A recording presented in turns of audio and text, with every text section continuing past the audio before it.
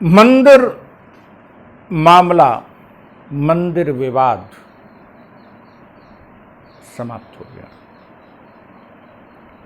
सर्वोच्च न्यायालय का निर्णय आ गया कि विवादित स्थल पर मंदिर बनेगा और बाबरी मस्जिद का विध्वंस करने वालों पर जिस पर आरोप लगा था उनको न्यायालय ने बरी कर दिया। प्राइमा फेसिया विवाद पूरी तरह से समाप्त हो चुका है। अपील होगी, हाई कोर्ट में चलता रहेगा, लेकिन विवाद का पटाक्षेप होगी। लेकिन क्या देश की जनता जानती नहीं है कि विवाद का पटाक्षेप कैसे हुआ? क्या बाबरी मस्जिद को ढहाते हुए लोगों ने देखा नहीं? क्या बाबरी मस्जिद के ढहने के बाद नैतिक आधार पर लाल कृष्ण आडवाणी ने लीडर ऑफ अपोजिशन से त्यागपत्र नहीं दे दिया था? क्या बाबरी मस्जिद के ढहने के पूर्व भारतीय जनता पार्टी, राष्ट्रीय स्वयंसेवक संघ और विश्व हिंदू परिषद के नेताओं ने जनसामान्य को उद्वेलित नहीं किया था? क्या उस स्थल पर कुछ नेताओं ने अपील की थी भीड़ से कि सच है, अपील की थी आडवाणी और जोशी जी ने कि उस मस्जिद को तोड़ा न जाए, लेकिन साथ साथ कुछ नेताओं ने मस्जिद को ढहाने के लिए नारा नहीं दिया था, एक धक्का और दो, बाबरी मस्जिद तोड़ दो। सबको पता है और हमारी सीबीआई को नहीं पता है और सीबीआई के पास कोई प्रमाण नहीं है। सुप्रीम कोर्ट ने हाई कोर्ट के निर्णय पर को दुर्भाग्यपूर्ण कहा था जब हाई कोर्ट ने 3 भागों में बांटा था विवादित स्थल को, और उसी सुप्रीम कोर्ट ने पूरा स्थल मंदिर निर्माण के लिए दे दिया। आश्चर्य है, सुप्रीम कोर्ट के चीफ जस्टिस अपनी सेवानिवृत्ति के दिन यह फैसला सुनाए और यहां भी सीबीआई अदालत के न्यायाधीश ने अपने बढ़े हुए कार्यकाल के अंतिम दिन यह फैसला सुनाया। क्या सुप्रीम कोर्ट के न्यायाधीश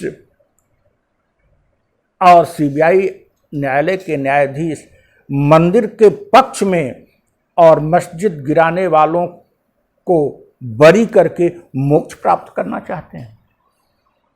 मेरा विश्वास है कि राम ब्रह्म है, वह इन न्यायाधीशों को मोक्ष तो नहीं देगा। और जो लोग बरी किए गए हैं वो भारतीय संविधान का अपमान करके या तोड़ मरोड़ के भले बरी कर दिए हैं, लेकिन ब्रह्म रूपी राम उनको माफ नहीं करेगा। एक प्रश्न और उठता है, सीबीआई न्यायाधीश बेचारे क्या करते? जब चीफ जस्टिस ने मोक्ष प्राप्त करने की कोशिश की तो ये अपने धर्मावलंबियों से कटुता क्यों लेते? उन्होंने बड़ा अच्छा आधार खोज लिया कि there was no pre planned. केवल आडवाणी जी और जोशी जी के इस अपील के आधार पर कि आप मस्जिद न तोड़िए, उन्होंने प्री प्लान कर दिया कि प्री प्लान नहीं है, उसी के लाइट में अपना निर्णय सुना दिया।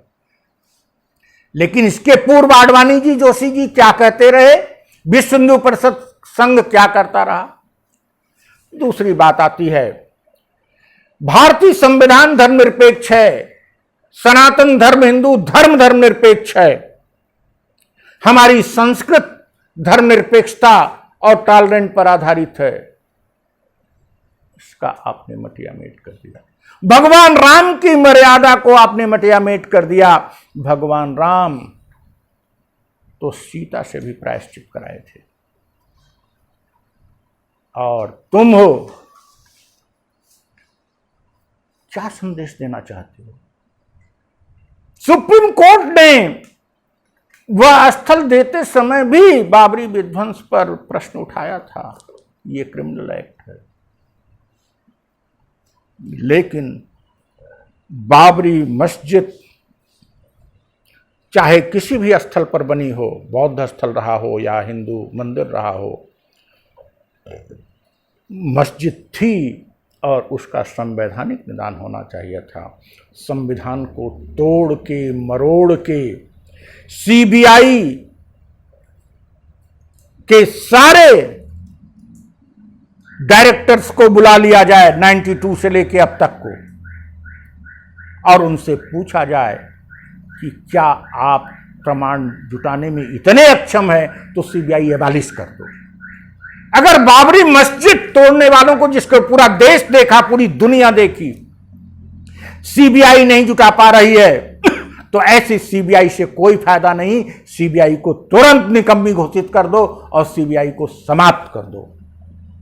हम मंदिर निर्माण का स्वागत करते हैं, राम के भक्त और हिंदू धर्म और सनातन धर्म में मेरी पूर्ण आस्था है, लेकिन वास्तविक सनातन धर्म में आस्था है, वास्तविक हिंदू धर्म में आस्था है और ब्रह्मरूपी राम में आस्था है, न कि राम को अमर्यादित करने वाले लोगों ने जो किया धर्म के नाम पर, उस धर्म में मेरी कोई आस्था नहीं है।